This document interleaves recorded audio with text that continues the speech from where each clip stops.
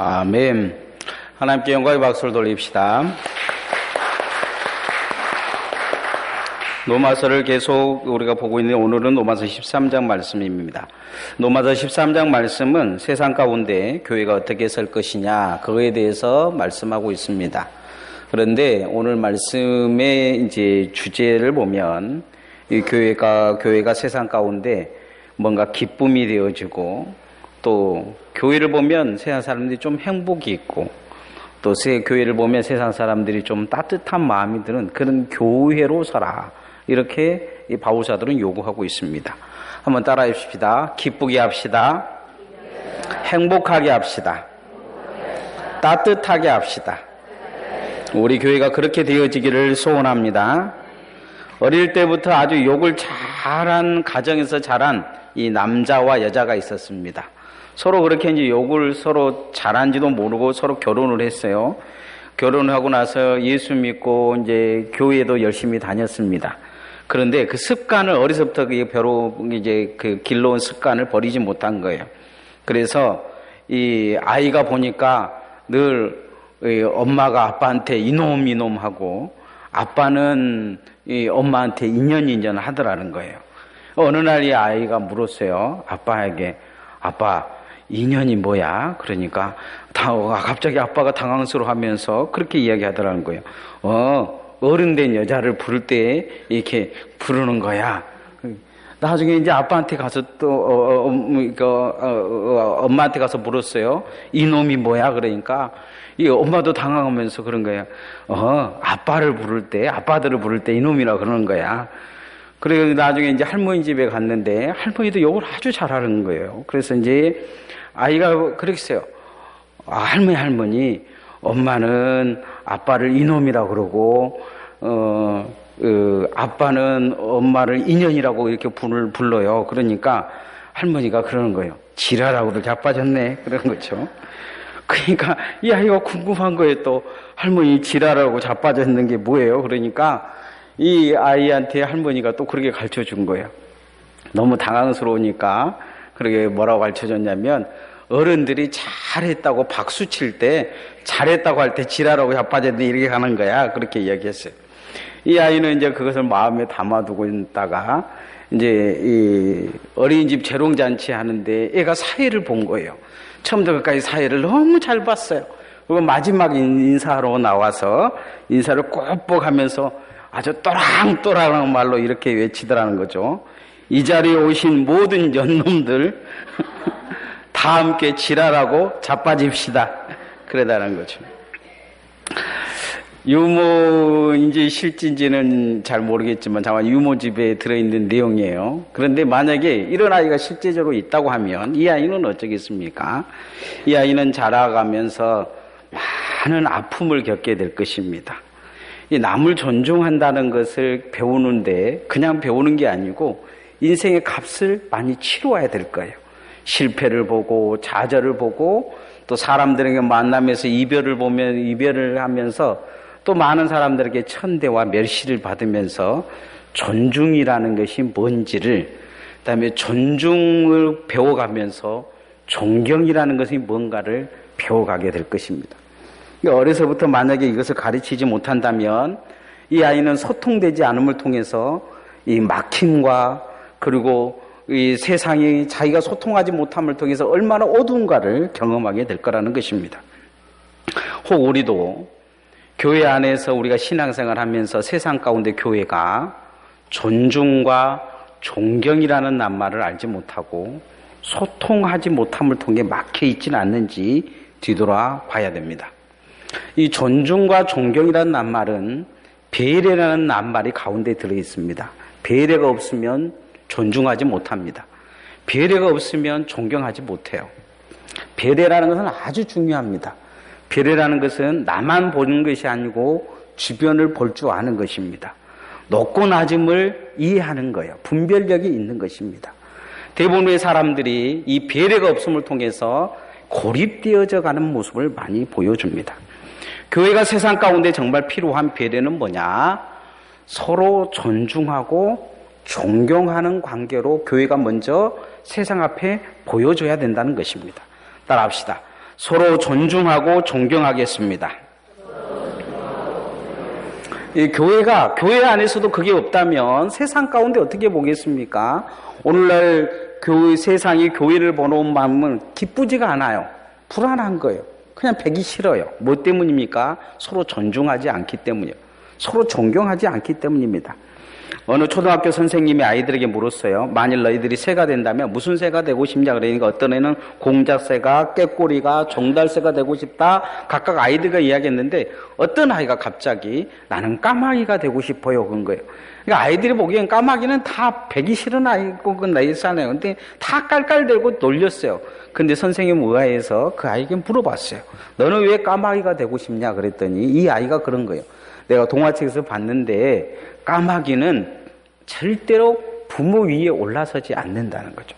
나뭇가지에 있으면 부모 까마귀가 높은 나뭇가지에 있으면 그 나뭇가지 위로 올라가지 않는다는 거예요. 그래서 자기 보기에는 그 까마귀가 대단하게 보이더라는 거예요. 미물 중에. 그래서 자기는 자기 부모를 존경하는 그 까마귀가 되고 싶다는 거예요. 이 이야기를 듣고 모든 아이들의 생각이 좀 다른 거죠. 이 아이 생각에는 무엇이 보였냐면 존중과 배려라는 그게 보인 거예요.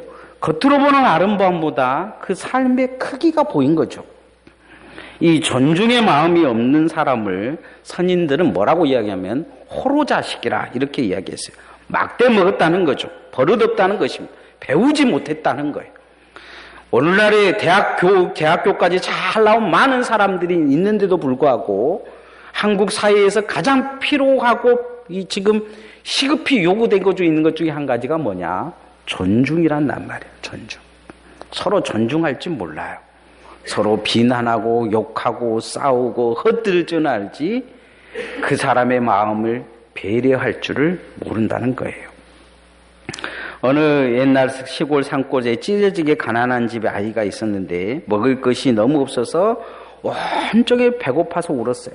그래서 어머니는 이 아이를 달래다 안 되니까 때려서 이게 울음을 그치게 한 거예요. 어느 날도 계속 울고 있는데 또 때리려고 하고 있는데 지나가던 스님이 그걸 보고 이 아이에게 넙죽 절을 했어요. 이제 부모가 놀래가지고 왜 이게 얘한테 절합니까? 그러니까 정승이 되실 분이 여기 계시는데 아이를 잘 길러서 이렇게 하면 정승이 될 거라고 그런 거죠. 그래서 이 말을 듣고 이 부모는 그때부터 아이를 때리지 않고 아이를 어떻게든 잘 먹고 자기는 배를 고라도 아이는 잘 키우려고 애를 썼어요. 늘 머릿속에 정승이 될 거란 말은. 그런데 그 스님 말처럼 정승이 된 거예요. 이 부모가 죽기 전에 꼭 그 스님을 봐야 되겠다고 찾아갔어요. 찾아갔는데 보니까 스님께 그런 거예요. 스님 참 용하십니다. 우리 자녀가 어떻게 정승이 될 줄 알고 그렇게 이야기하셨습니까? 그랬더니 그 스님이 그런 이야기를 하더라고요. 나 같은 땡중이 뭐 미래를 알아서 그랬겠습니까? 세상의 이치가 그런 것이죠. 그러면서 누군가를 귀하게 보면 귀하게 되고 천하게 보면 천하게 되는 것입니다. 아이를 정승같이 보고 정승같이 키우면 반드시 정승이 될 것이고 머슴같이 보고 머슴같이 키우면 그 아이는 머슴 같은 것이 될 것입니다. 나는 그냥 세상의 이치를 가르쳐 주기 위해서 아이에게 한번 절을 했을 뿐입니다. 이렇게 이야기하더라는 거죠. 이 부모에게 이 스님이 가르쳐 준 건 뭐냐면 배려라는 거예요. 배려. 타 종교에서도 이 배려는 아주 중요시 여기고 있어요. 존중은 중요시 여기고 있습니다. 오늘 사도 바울이 교회론에서 보여주고 있는 건 뭐냐면 존중을 우선시합니다. 사회 가운데도 권세 있으면 존중을 하라는 거죠. 그 존중을 우선시하라는 거예요. 우리가 이 몸을 잘 움직이지 못하는 병원에 중환자실에 있는 분들 보면 대부분의 뇌 기능은 살아있어요. 알아듣습니다. 뭐라고 이야기하면 눈물도 흘리고 알아들리는데 움직이지 못하는 건 뭐냐? 신경세포가 끊어져 버렸기 때문에 전달이 안 된다는 것입니다. 우리가 교회가 이런 모습을 갖다면 그것은 식물인간과 같은 교회일 것입니다. 서로 존중과 배려가 없다면 그건 이 문제가 있는 것입니다. 오늘 5절에서 7절 말씀을 한번 같이 읽어봅시다. 시작. 그러므로 복종하지 아니할 수 없으니 진례 때문이라 할 것이 아니라 양심을 따라 할 것이라. 너희가 조세를 바치는 것도 이로 말미암으니라. 그들이 하나님의 일꾼이 되어 바로 이 일에 항상 힘쓰니라. 모든 자에게 줄 것을 주되 조세를 받을 자에겐 조세를 바치고 관세를 받을 자에겐 관세를 바치고 두려워할 자를 두려워하며 존경할 자를 존경하라. 여러분, 오늘 성경에 보면 양심에 따라 하라. 마지막 끝절에 보면 두려워할 자를 두고 존경할 자를 존중하라. 이 배려와 존중이 필요하다는 것입니다. 제가 주일날 이렇게 난예배 오기 전에 반드시 일찍 와서 꼭 하는 일들이 있어요. 그건 뭐냐면 어르신들 찾아다니면서 꼭 인사를 하는 거예요. 어르신들 찾아다니면서 저는 꼭 인사를 해요. 여러분 늦게 오니까 잘 모르시겠지만 자우자는 우리 어르신들은 나에게 인사 받으려고 10시 반 이전에 오셔요. 꼭 제가 찾아다니면서 인사를 해요.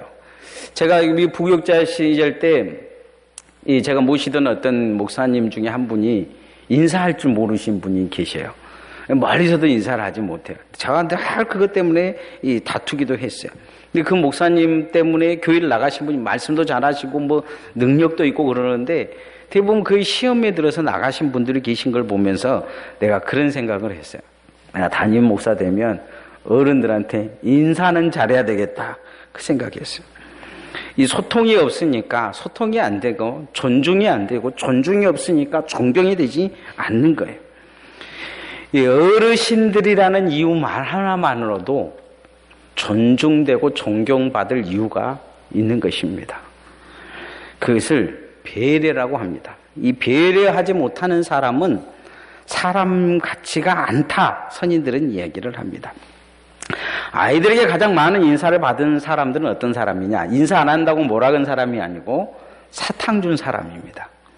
보면 이 어른들한테 애들이 피하는 그 어른들이 있어요. 누구냐면 소리 지르는 어른이 제일 싫어해요. 뭐 가르치려고 하는 어른들이 제일 싫어해요. 어른들은 그거 잘 몰라요. 그런데 애들이 제일 존경하는 어른은 누구냐? 바로 사탕 준 어른이에요. 배려할 줄 안다는 거죠. 자신을 배려를 해주니까 그 달려가는 거예요. 사탕 든 어른이 가장 사탕을 많이 준 아이가 누구냐? 먼저 와서 또 인사하는 어른, 아이예요. 그러니까 서로 존중과 존경은 함께 가는 거예요. 왜 저 사람이 나를 존중하자고 존경하지 않느냐? 내가 그렇게 살기 때문이에요. 내가 그렇게 살았기 때문이에요. 내 스스로의 문제는 잘 생각하지 못할 때가 많아요.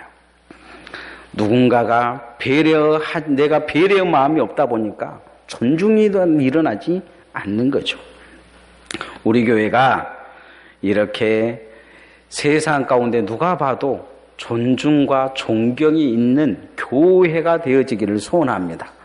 이 강진 땅에 그런 문화를 만들어가는 교회가 되어지기를 소원합니다. 이 해안가의 문화에 보면요, 해안가의 문화가 아주 이 존중과 배려와 존경이 없어요. 그래서 애들이나 어린이나 일만 있으면 싸우려고 눈을 부려요. 강진 땅도 여지없는 해안가예요. 그러죠? 제 고향이 어딘지 아십니까? 벌교예요. 사람들이 제가 고향이 벌교라면 주먹 자랑한다고 그렇게 이야기해요. 내가 언제 주먹을 써본 적도 없는데. 그러나 중요한 것은 험하게 살다 보니까 남을 존중한 것을 잃어버린 거예요. 배려한 걸 잃어버린 것입니다. 우리가 함께 존중과 배려를 잘하는 성도들 되어지기를 소원합니다. 그게 뭐냐? 인사 잘하는 거, 인사. 먼저 인사 잘하는 거. 이 나이 든 어르신들 보면 꼭 인사해야 돼요. 또 누군가 인사하지 않는다 그랬는데 뭐라 그러기보다는 젊은 사람들을 내가 먼저 인사하면 돼요. 배려하면 된다고. 배려하면 돼요. 옆 사람하고 이야기합시다. 인사 잘하십시다. 인사 잘하죠. 너도 미운 사람 있다고 고개 획 돌려보고 그러면 안 돼요. 그럼 그건 아주 예수 믿는 사람들도 그렇게 살지는 않아요. 내 마음에 그 배려가 하지 못한 그게 병이에요, 병. 이 병을 고쳐야 세상 가운데 우리가 빛과 소금의 역할을 잘하는 것입니다. 오늘 성경은 그걸 마땅히 해야 된다 요구하고 있는 것입니다. 우리 성경 나눔의 교회가 그런 공동체로 서기를 소원합니다. 두 번째, 세상 가운데 우리는 빚진 자의 인생이 살아야 됩니다. 바울 사도는 자기가 빚진 자의 인생을 살았다고 이야기해요. 우리가 어떻게 살아야 되냐? 사랑의 빛을 섬김으로 갚아야 됩니다. 따라합시다. 사랑의 빛 섬김으로 갚겠습니다. 어떤 사람이 예배 중에 졸다가 목사님이 라면 3개를 끓여 삶아오라 이 소리를 들었어요. 그 귀가 번쩍 든 거예요. 아니 라면 3개 삶아오라고. 그러다가 갑자기 마음이 막 시험이 들려고 그랬어요. 그렇게 먹을 것이 없어서 교인들한테 라면 3개 뜯어 먹으려고 이렇게 생각을 하는 것이죠. 그 집에 가가지고 가만히 생각해 보니까 교회와 목사님이 나를 얼마나 사랑했는데 까짓거 라면 100개 끓여도 끓여다 줄 걸. 라면 3개 갖고 시험에 드냐? 그러면서 자기 자신이 믿음 없고 사랑 없는 것이 그게 탄식이 됐어요. 그래서 기도하며 그 다음 주에 라면 3개를 끓여다가 당회실로 목사님한테 쫓아갔어요. 라면이 이미 다 부르터졌는데 목사님이 그러니까 뭐하러 이거 끓여오셨어요? 그러니까 전번주에 설교 때 라면 3개 끓여오라고 하지 않았습니까? 그러니까 목사님이 하시는 말씀이 내가 언제 라면 3개 끓여오랍니까? 남은 생에 주님을 위해 살라고 했지. 그러더라는 거죠. 졸다 허튼 소리를 들었지만 그래도 사랑하는 마음으로 빚진 마음으로 순종한 이 집사님의 마음이 훌륭한 것입니다. 아마 지금 졸고 계신 분들은 라면 3개 듣고 또 다음 주에 끓여오실런가 모르겠습니다. 사람이 사랑의 빛을 진다는 것은 그 누군가가 그를 사랑했던 것이요. 자기 누구도 그 마음을 열었던 것입니다. 누군가 사랑해 주었기 때문이죠. 마라스머스라는 병이 있습니다. 이 병은 전에도 제가 몇 번 이야기한 설교 예화 중에 있지만 사랑 결핍증입니다. 아이들이 고아원에 있는 아이들이 시름시름 죽어가는 병이에요. 다른 특별한 병이 없습니다. 치료약이 없어요. 화학적인 치료약을 쓸 수가 없는 병입니다. 전쟁 고아들이나 부모에게 사랑받지 못한 아이들이 병들어 죽는 병입니다. 이것은 치료할 수 있는 것은 접촉하는 방법밖에 없습니다. 그냥 볼을 막 꼬집어 주고 엉덩이 한번 때려주고 그러면 낫는 병이에요. 이 부모가 포옹해주고 사랑해주지 않기 때문에 걸린 병입니다. 그런데 이런 병에 반대적으로 나이 드시면 걸리는 병이 있어요. 우울증과 조울증과 또 사랑받지 못하고 홀로 있는 분들이 이 치매에 걸릴 위험성이 점점 높다고 지금 과학자들은, 의학자들은 이야기하고 있습니다. 오늘 성경의 말씀을 보면 사랑의 빛 외에는 지지 말라. 아무 빛도 지지 말라. 그런 이야기를 합니다. 이 땅의 최고의 섬김은 뭐냐? 우리가 복음을 전하는 것도 최고의 섬김이지만 사랑으로 잘 섬기는 것입니다. 우리 누군가가 오늘 내가 건강한 것은 내가 사랑받고 살았기 때문이에요. 안 그러면 사랑받지 못한 사람들 보면 정신적으로 건강하지 못합니다. 마음으로 건강하지 못해요. 이 교도소의 선교를 제가 좀 한 적이 있는데 거기 가보면 다 그 문제는 뭐냐면 사랑받지 못해서 생긴 문제인 경향이 있습니다. 오늘 우리가 멀쩡히 사는 것은 누군가 나를 사랑해 주기 때문입니다. 그래서 우리도 잘 섬기고 사랑해야 될 것입니다. 잘 섬기고 사랑하는 것이 교회를 살리고 세상을 살리는 것입니다. 그런 교회를 만들어가기를 소원합니다. 자, 8절에서 10절 말씀을 한번 같이 읽어봅시다. 시작. 피차 사랑의 빛에는 아무에게든지 아무 빛도 지지 말라. 남을 사랑하는 자는 율법을 다 이루었느냐. 간음하지 말라, 살인하지 말라, 도둑질하지 말라, 탐내지 말라 한 것과 그 외에 다른 계명이 있을지라도 내 이웃을 내 자신과 같이 사랑하라 하신 그 말씀 가운데 다 들었느니라. 사랑은 이웃에게 악을 행하지 아니하나니 그러므로 사랑은 율법의 완성이니라. 인생에 살다 보면 여러 가지 빛을 지게 돼요. 근데 절대 오늘 성경에 보면 지지 말아야 될 것이 있어요. 그건 뭐냐면 5계명부터 10계명까지입니다. 5계명 부모님을 섬겨라 이건 하라고 있지만 이제 6계명부터 보면 살인하지 말라 이렇게 시작을 해요. 이런 빛은 갚게 한번 져놓으면 갚을 수가 없어요. 사람 죽여놓고 어떻게 해결이 됩니까? 감옥 간다고 해결됩니까? 그렇지는 않는다는 거죠. 남의 행복을 빼앗지 말라는 것입니다. 남의 행복을 빼앗지 말라. 반대적으로 우리가 적극적으로 할 수 있는 것이 있습니다. 이건 아주 소극적인 것이에요. 하지 말라는 것은 소극적인 것, 하라는 것은 아주 적극적인 것인데 우리가 정말로 할 수 있는 건 뭐냐? 사랑으로 잘 섬기는 것입니다. 우리 빚진 삶을 회복할 수 있게 해결하는 것은 뭐냐? 사랑으로 섬긴 거예요. 어느 날 심한 가뭄이 들었는데 어떤 집사님이 논에 물을 자꾸 대놓으면 그냥 물을 탁 타가지고 밑에 사람이 다 가져가 버린 거예요. 그러니까 이 몇 번 참다 안 되니까 그 사람 죽이려고 하는 마음이 들었는지 목사님께 찾아가 상담을 했어요. 그러니까 목사님이 그런 거예요. 이 양 뺏길 거 그 집 물부터 대주고 이제 자기 집 물을 대면 되지 않겠느냐 이렇게 이야기를 해요. 그러니까 이 집사님이 마음을 바꿨어요. 이 양 내가 뺏길 거 그냥 내가 한 번 더 해준다 하고 그 집 물을 대준 거예요. 오늘날 그날 저녁에도 새벽같이 나와가지고 물 돌러 온 그 밑에 집 농사꾼이 보니까 자기 집 물은 데워졌고 위에 물이 이제 이렇게 졸졸졸 한번 대고 있는 것을 보게 돼요. 그러나 마음속에 무슨 생각이냐면 싸우고 달라들고 대들 줄 알았는데 예수 믿는 사람은 다르구나 생각하면서 그 집사님 따라 이 사람이 교회에 나왔다는 거예요. 악을 이기는 힘은 바로 사랑에 있습니다. 섬김에 있어요. 그래서 우리는 잊어버리면 안 될 줄 믿습니다. 사랑은 모든 것을 이길 힘이 있습니다.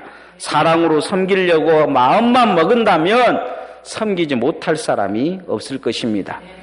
인형을 많이 가지고 있는 아이가 있었어요. 그 아이가 막 인형대가 많다고 다 내려놨는데 그걸 자랑을 듣는 어떤 사람이 물어요. 어떤 인형 가장 사랑하냐 그랬더니 자기 그 내놓은 인형은 다 놔두고 서랍에서 어떤 인형을 하나 가져오더라는 거예요. 보니까 이 눈 하나도 빠지고 코도 날고 손도 좀 낡은 그런 인형들이라는 거죠. 왜 이 인형을 가장 사랑하냐 이렇게 물었더니 이 어린아이가 그렇게 이야기하더라는 거죠. 내가 이 아이들을 사랑해 주지 않으면 누구도 사랑해 줄 사람이 없기 때문입니다. 저는 이 아이를 보면서 이 아이의 마음이 예수님의 마음이 아닐까 생각해 봤습니다. 내가 아니면 아무도 사랑해 주고 내가 아니면 아무도 섬겨주지 않고 내가 아니면 아무도 돌봐주지 않을 그 사람을 섬기고 사랑하는 것이 진정 예수님의 마음이 아닐까 그런 생각을 해봅니다. 우리가 세상을 그렇게 섬긴다면 세상은 그 사랑으로 녹아지게 될 것입니다. 예수 그리스도의 사랑이 무엇입니까? 바로 그런 사랑이 아닐까 그런 생각을 해봅니다. 사랑을 어떻게 갚겠습니까? 그러나 우리가 섬기며 갚을 수 있습니다. 옆 사람한테 한번 이야기합니다. 잘 섬겨드리겠습니다. 네? 잘 섬기시기 바랍니다. 그거에 갚는 것이에요. 그게 갚는 것입니다. 빚쟁이처럼 살지 마시고 교회하고 빚 내려라고 사는 사람들이 있어요. 그렇게 살면 안 돼요. 잘 섬기며 사는 것이 갚으며 사는 것입니다. 남은 생에 잘 갚고 사시기를 소원합니다. 마지막 세 번째, 세상이 우리에게 요구한 거 우리가 세상을 따뜻하게 만들어 지켜주는 것입니다. 따라합시다. 파수꾼으로 살겠습니다. 100주년 기념교회 이해철 목사님이 어른과 노인을 구분한 이야기가 있습니다. 그 내용을 대충 보면 사람이 나이가 60이 넘으면 점점 늙어다 보면 나이는 들어가는데 두 종류 사람으로 나눠진다는 거야. 하나는 어른이고 어떤 사람은 늙은이가 된다는 것이죠. 노인이 된다는 거예요. 노인은 자기만 알고 남을 배려할 줄 모르는 거예요. 주변 사람들에게 노인은 고통을 줘요. 누군가 돌봐줘야 되고 그 뭐라고 짜증내면 가서 달래줘야 되고 들어줘야 되고 그런다는 거예요. 60이 넘어가면서 이제 노인이 돼가는 사람들 보면 사람들이 점점 그 사람 뒤에서 멀어진다는 거예요. 가까이 하려고 하지 않는다는 것이죠. 그런데 60이 넘어가면서 어른이 되어가는 사람이 있다고 해요. 그 존재만으로도 사람들이 위안이 된다는 거죠. 공동체의 문제가 그를 통해서 해결되어져 간다는 거예요. 뭔가 사람들에게 지킴이 역할을 해준다는 거죠. 어른이 어른 역할을 하는 거예요. 교회는 어른이 필요해요. 꼭 어른이라고 다 어른이 아닌 거예요. 예? 교회 일꾼들 중에도 보면 이 어른이 되지 못한 사람들이 많아요. 우리가 하나님의 사람이라면 교회가 어른이 돼야 돼요. 이 강진의 섬기가 나눔의 교회가 어른 역할을 해야 된다는 거죠. 그러기 위해서 교회 안에 어른들이 필요해요. 저는 아직 어른 될 나이는 아니에요. 제게는 그런데 그늘이 되어주는 어른이 계셔요. 누구냐면 나의 어머니죠. 우리 아들이 이제 4살 때 이렇게 이 추석 때 갔는데 폐가 안 좋아서 이 순천 어떤 병원에 입원한 적이 있어요. 이 추석 때라 이제 갑자기 입원을 했는데 응급실에 입원했는데 보니까 이 폐가 하나가 이렇게 쪼그라들어 버린 거예요. 폐가 쪼그라들어 가지고 이제 이렇게 바람 빠진 풍선처럼 그렇게 된 거예요. 또 하나는 이게 폐가 벌써 바람이 빠져가고 있는 것을 볼 수 있었어요. 아주 위험한데 아기가 어려서 이 함부로 수술을 못 한다는 거예요. 그 병원 가면 의사들이 무서운 이야기 하잖아요. 뭐 죽는다, 뭐 나 오늘 밤을 넘겨봐야 된다, 막 그렇게 이야기를 하더라고. 큰 병원에 대학병원으로 데려가야 될까 말까 금방 걱정을 하고 있는 상황에서 오늘 밤만 넘겨보자 하고 그러고 있는데 어머니가 그날 저녁에 제가 옆에 자고 있는데 어머니가 같이 이제 이렇게 그 아이를 침대에서 데리고 자시면서 밤새 이 병원에 가면 이 가래 뺀다고 이 등 두드리는 기계가 있어요. 이 골무로 만들어진 것인데 등을 이렇게 두드리시더라고요. 두드리셔요. 제가 처음에 좀 한 30분 두르다 이제 팔이 아파서 왼팔을 해서 두르다 1시간 두르다가 제가 이제 그냥 이제 1시간 정도 두드리면 됐겠지 하고 놔뒀어요.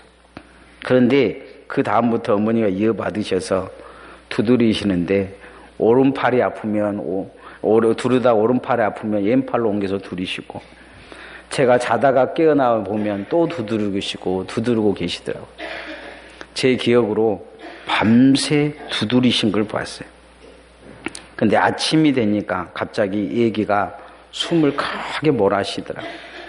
그리고 이제 의사가 와서 천진기를 데려보더니 이 쪼그라든 폐가 다시 풍선처럼 부러졌다는 거예요.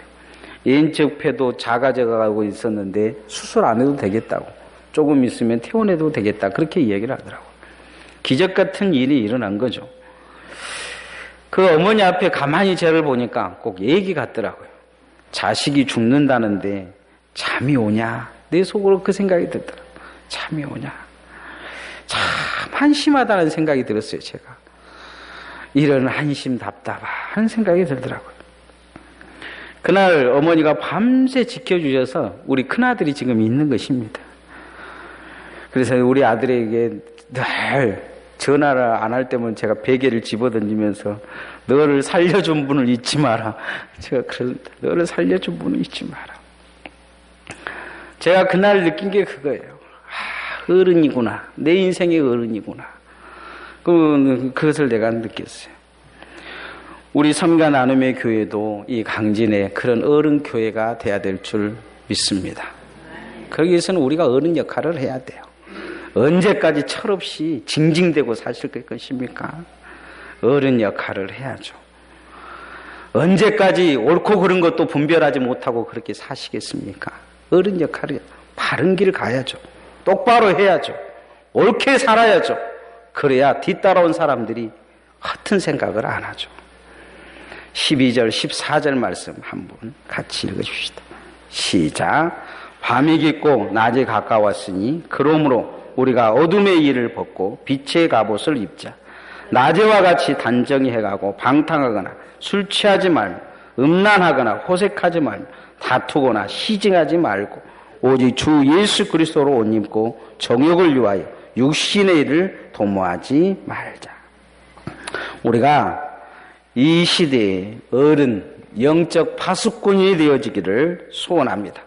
오늘 성경에 빛의 갑옷을 입자, 그렇게 이야기를 합니다. 교회에서나 사회복지센터에 가면 어르신들이 모인 곳에 소주병이 있어요. 근데 막 술 달라고 그러면서 술 안 주니까 자기들이 가져와서 먹는데 그분들을 봉사하는 곳에 보면 머리가 희끗희끗 같은 연배의 분들이 계십니다. 대부분 젊은 사람들이 봉사하는 것보다는 같은 연배 분들이 대부분 봉사할 때가 많아요. 그런데 그 앞에서 밥 더 달라, 술 더 달라, 뭐 하라 하면서 막 짜증내는 애기 같은 분들이 계신가 하면 그 시중 다 들으면서 밥상 뒤집어 엎어도 그거 치우고 계시는 머리가 희끗희끗한 분들이 계셔요. 대부분의 그분들 나중에 보면 교회 장로님들이 권사님이든지 이 교회의 직분자들인 것을 많이 볼 수가 있습니다. 같은 나이가 들었는데 다르게 사시는 것입니다. 좀 다른 것이죠. 그들이 입은 옷도 좀 달라요. 한 사람들은 이 섬김의 옷을 입기 위해서 앞치마를 입고, 한 사람들은 그곳에 와서 우악스럽게 이것 달라 저것 달라 하면서 그렇게 이야기하는 것을 볼 수가 있습니다. 우리가 이 땅에 살면서 아름다운 향기를 내며 남은 상의 생애를 살아가야 될 줄 믿습니다. 누군가를 지켜줄 수 있다면, 누군가를 돌봐줄 수 있다면, 누군가의 힘을 공급해 줄 수 있다면 그 사람은 어른입니다. 그가 어떤 위치에 있든지 그게 중요하지 않습니다. 그 누군가에게 괴로움이 되어지고, 그 누군가의 슬픔이 되어지고, 그 누군가의 걱정이 되어진다면 그 사람은 아직 아이입니다. 돌봄을 받아야 된다면 그 사람은 아직 아이일 것입니다. 우리 섬과 나눔의 교회는 이제 돌보는 수준, 돌봄을 받는 수준에서 벗어나야 될 때가 다가오고 있습니다. 언제까지 지역교회가 걱정하며 전전긍긍한 교회로 설 것입니까? 저 교회가 바로 설 것이냐? 많은 사람들이 걱정한 교회로 설 것입니까? 이제 힘들어하는 교회도 세우고 흔들리는 교회도 세우고 그렇게 든든한 버팀목과 파수꾼이 되어지는 교회로 서야 될 줄 믿습니다. 그래서 성도들의 한 사람 한 사람이 어른이 되어져 가기를 소원합니다. 세상을 기쁘게 하는 교회, 행복하게 하는 교회, 따뜻하게 하는 교회는 이유가 있습니다. 서로 존중하고 존경할 줄 압니다. 서로 빚진 것을 알고 그 빚진 것을 섬김으로 갚을 줄 압니다. 그리고 세상의 버팀목이 될 줄 압니다. 우리 교회와 우리 성도들이 그렇게 서기를 소원합니다. 찬양하십시다.